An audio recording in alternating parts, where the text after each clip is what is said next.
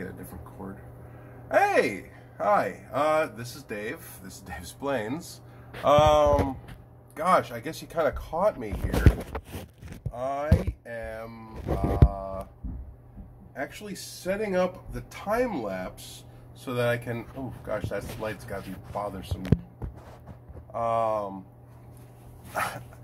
setting up the time lapse for the ginger video that I just recorded, and I'm using this battery. This is another superpower of the Anker 737, is that it has pass-through technology. So while it is charging, it will also pass through power to the GoPro, and then when all of the power goes off at night, this battery will keep the GoPro and a small stage light powered. I'm just going to pull the plug from the power, not the GoPro, so I don't bother the GoPro. Simply put your power source into the top one and your power out through the bottom one, and there you go. But it has pass through, so while it's charging, it will also keep the GoPro charged, and then it'll run the GoPro at about 4 watts. It'll probably run the GoPro for about 16 hours, and the power is only off for maybe half of that.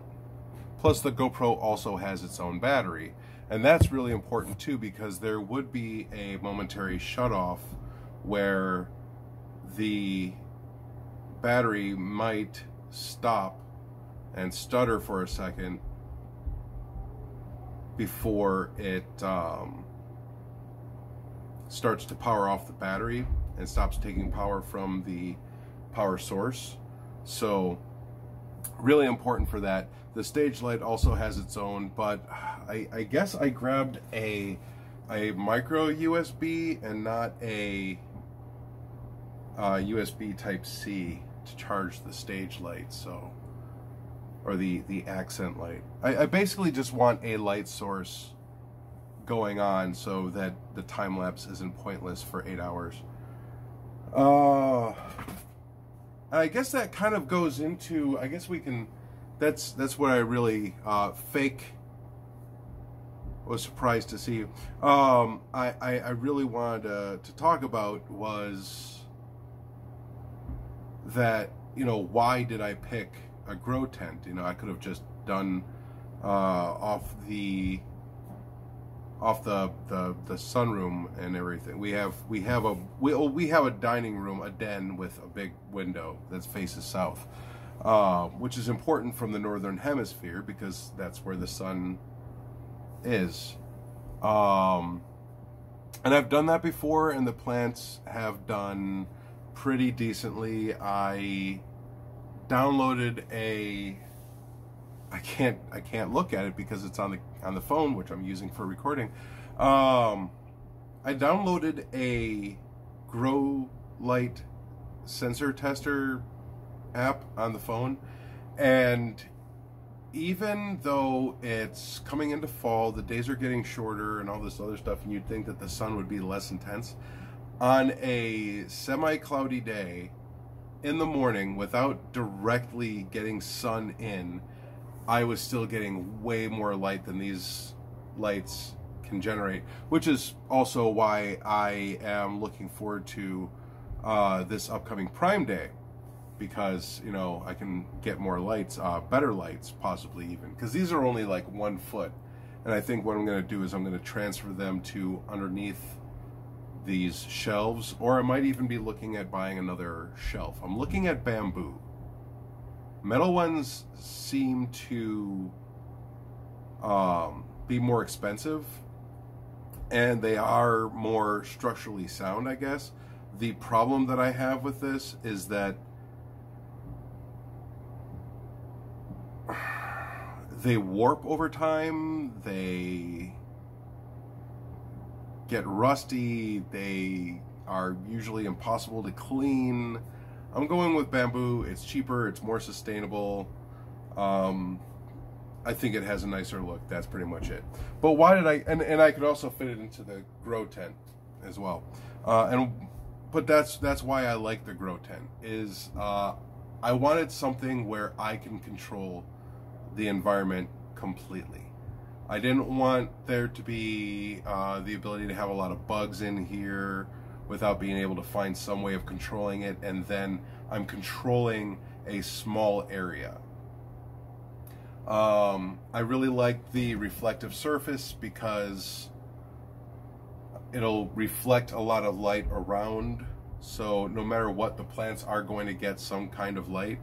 And I wanted heat. I wanted the ability to control a small area with heat, because this is in my basement and I live in Wisconsin, so I wanted there to be some small area that I could control as far as heat is concerned. And I also wanted there to be kind of a separation between me and you know, like Plant Dave versus like Family Dave. Despite the fact that if I'm in here, chances are one of my small children is popping in here with me, just to look around and ooh and ah at the different things that are going on in here. And that's important. It's very important for children to, you know, get to experience that kind of stuff, especially with a parent. So I'm all for it. I'm cool with it. But it's really about the control, the ability to control things, but also the versatility. I have the bars up above. The roof is remarkably strong. Like I've popped things up there, and like you don't really see a dent in the ceiling or anything. It's very resilient. It has 5 crossbars, and then it's got these bars here for, I don't know, added structural ability, possibly for hanging. And that's really what I really wanted. The ability to do was kind of like, here I have humidity, here I have heat, here I have water and dirt and all these other things, and it's not affecting the rest of the house. And that's really why. I will say cost probably did affect things. I got the Zappy greenhouse. It looks just like the other greenhouses. It was definitely made to have at least 3 walls exposed to the room, because this is a wall here, and there are like pockets for equipment on the outside that I can't get to. Like I can get to the zipper right here, and I can even close the zipper if I push it up with my fingernail. But I don't want to do that because you never know what's going to happen. But they're against the wall. I really can't use them. And I only have one really over there, one internal one. But I think what it came down to was I just kind of liked it. I liked the Zappy logo.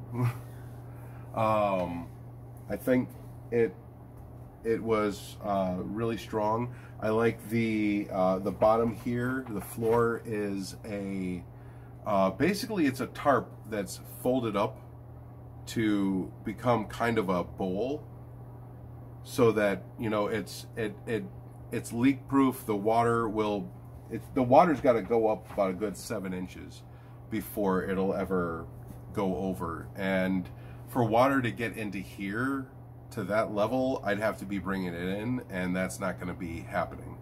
Even if it did, I would put in some kind of like bilge pump to put it into jugs and keep it. But it is just, it's that thing where I can control everything in here and let all the chaos be out there. And that kind of gives you also a sense of calm. I guess that's what I really just kind of like about it. So, just got to clean up some of this dirt here, throw it in with the onions.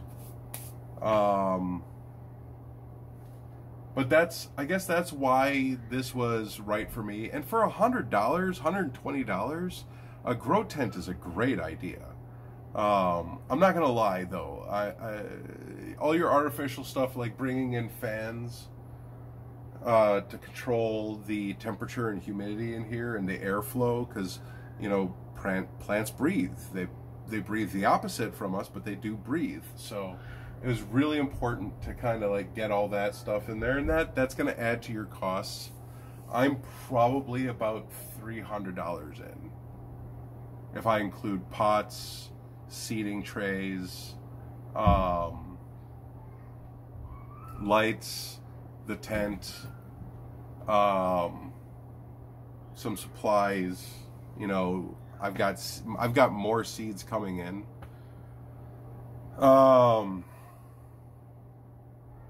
Wait, do I? I don't think I ordered the strawberry seeds.